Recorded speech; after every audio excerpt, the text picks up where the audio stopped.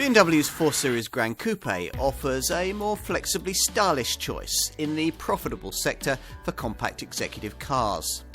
For once, two rear doors don't compromise the visual appeal of a model of this kind, nor does their extra weight dilute the handling purity.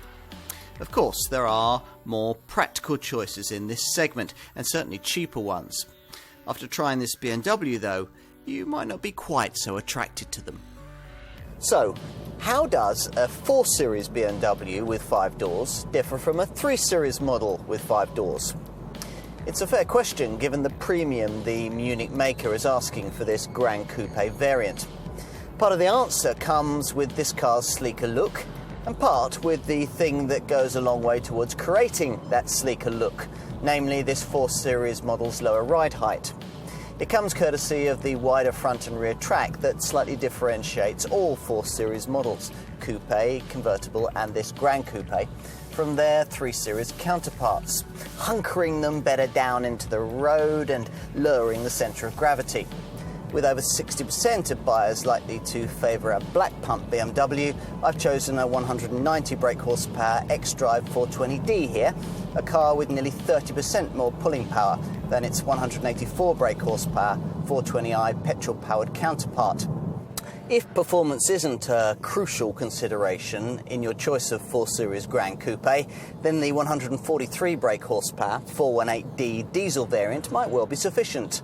It does, after all, still make 62 miles an hour from rest in only a fraction over 9 seconds.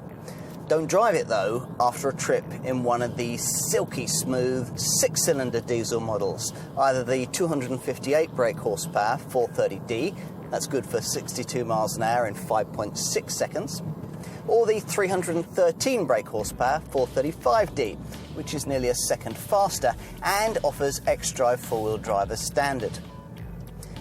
Both models must be artificially restrained at 155 miles an hour, as must the two properly quick mainstream petrol variants.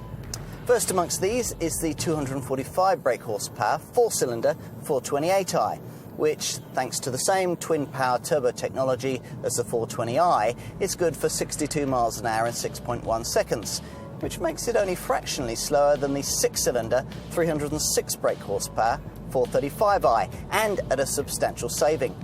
If we accept that one of the primary purchasing priorities for potential buyers of this car is going to be the way that it looks, then BMW seems very well set here. It appears at first glance to be larger than the two-door 4 Series Coupe model it's based upon. Indeed, you would have thought that a Gran Coupe would have to be to accommodate its two extra rear doors and larger boot. Apparently not. As it turns out, the extra versatility comes through changes to the shape of the roof. It's 112mm longer and sits 12mm higher. Otherwise, all of the other basic dimensions of this car, body length, width, wheelbase and so on, replicate not only the ordinary 4 Series Coupe, but also the 3 Series saloon it was originally derived from. Certainly the long bonnet, the short overhangs and the set-back passenger compartment are very familiar. Once you're in place on the back seat, that stretched, heightened roofline delivers head and legroom that are both remarkably good for a car still professing to be a coupe. Though if you're expecting to carry 5 people and use all 3 rear belts provided, you might need a bit of a reality check. BMW describes this car as a 4+1 seater, which means that it's been designed for 4, but has a centre rear bench that can be used for a child or, in an emergency, by an adult. The luggage bay, though shallow and accessible only over quite a high loading lip, is decently sized with 480 litres on offer. And overall, well, if you're looking at a conventional compact executive model, you may well not already have a Gran Coupe on your wish list. If so, then perhaps it ought to be. After all, just for once, the kind of car you've dreamed about may also need to be the one that you really need to buy.